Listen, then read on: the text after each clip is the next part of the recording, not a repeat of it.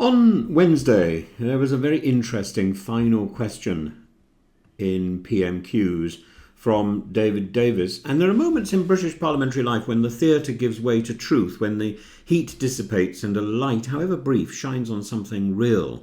And David Davis, the former Brexit secretary, perennial backbencher, gadfly, delivered one such moment at the end of PMQs this week, and it may prove to be more than just a rhetorical flourish.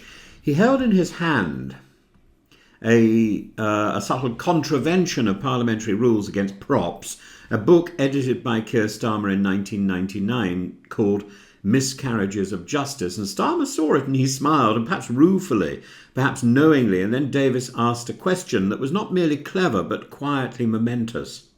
Since 2014, thanks to a reform under George Osborne's austerity regime, those who have suffered miscarriages of justice are eligible for compensation, but only if they can prove their innocence beyond reasonable doubt.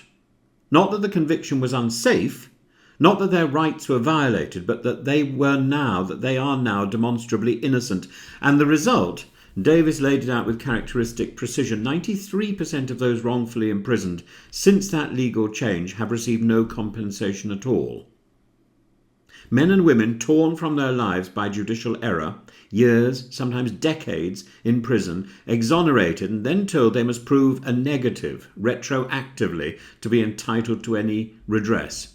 It's absurd, it's cruel, and it's led to a situation where the very notion of justice is frankly in question. David Davis could have asked a score-settling question, a tribal jab, a crowd-pleasing line about GDP or immigration, but he didn't. He asked something with consequences. Will the Prime Minister instruct the Ministry of Justice to review this matter and pay personal attention to getting this travesty of justice resolved? Now listen to it now. Thank you, Mr. Speaker. In 1999, the Prime Minister produced a book on miscarriage of justice, recommending ways of preventing them or quickly putting them right. But in 2014, people who had been wrongly imprisoned and then exonerated were only allowed compensation if they could prove their innocence beyond reasonable doubt. This ignored the decision of the court exonerating them and actually meant that 93% of people who had been wrongfully imprisoned, often had their lives destroyed, got no compensation whatsoever. This is an institutional miscarriage of justice. Will he instruct the Department of Justice to review this matter and pay personal attention to actually getting this travesty of justice resolved? Prime Minister. Well, he raises a really important issue that I'm obviously aware of. It is right that victims of miscarriage can apply for compensation and appropriately do so, and I'll take away what he says and have it looked at. You see, Starmer's reply was modest, almost too modest. I would take away what he says and have it looked at. And yet in Westminster terms, that counts as encouragement. This is how campaigns begin. The timing couldn't have been more pointed. Peter Sullivan, the pensioner who spent 38 years in prison for a murder he didn't commit, was finally cleared last month. He must now go through this same Byzantine test to prove his innocence beyond reasonable doubt in order to be compensated. The notion that a man whose youth was stolen by the state must now lawyer up to reclaim a fraction of what he lost is almost medieval in its injustice. Added to which the absurd idea that when somebody is offered compensation, the state takes away money for room and board for while they were actually in prison.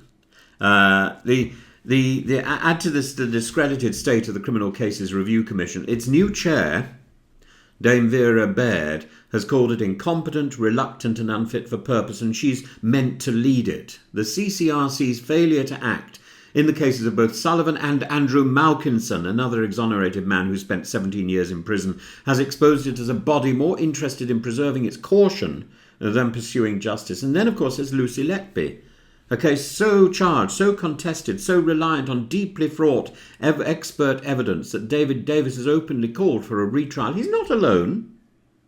Former presidents of the Royal Statistical Society and the Royal College of Paediatricians share his concern, and yet even if Letby were exonerated, she too would fall foul of Osborne's grotesque logic. No compensation without absolute, mathematically proved imperfect innocence. That's why Davis' question matters. It's not just about the abstract fairness, it's about the rule of law, about how we define justice in a democracy. If being wrongly imprisoned for decades doesn't automatically entitle you to redress, then what does that say about us? If the burden of proof is heavier for the exonerated than it ever was for the prosecution, how can the public have faith in the criminal system? Now consider this. Davis didn't arrive at this moment by accident. He crowd-tested 6 possible questions with his staff. They wanted something that might change the law, not just generate a cheer. He even admitted to using 6 different AI programs to test and refine a previous intervention, a telling detail about his forensic, almost clinical approach to parliamentary questioning.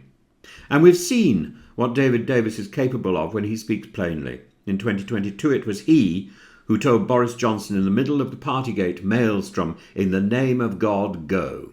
It was he who trained backbenchers like John Bercow in the art of the German question, placing the operative verb at the end of the sentence to shorten the Prime Minister's thinking time.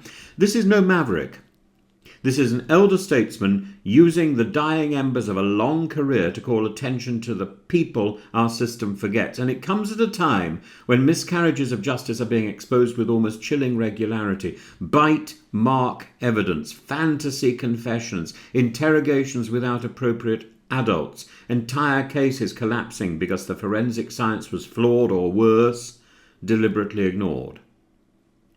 It's time we re-examined what justice means in this country, not in abstract lectures but in policy. And the public inquiry into Letby must be fair, not just forensic. The CCRC must be rebuilt, not simply managed, and the Osborne-era test for compensation must be scrapped, or at least brought back in line with the balance of probabilities standard that prevailed before 2014. Starmer, as Davis subtly reminded him, literally wrote the book on this. He now has a chance to rewrite the law. If he does, it will be thanks in part to a man with a battered book and a well-timed question, and I hope he was listening.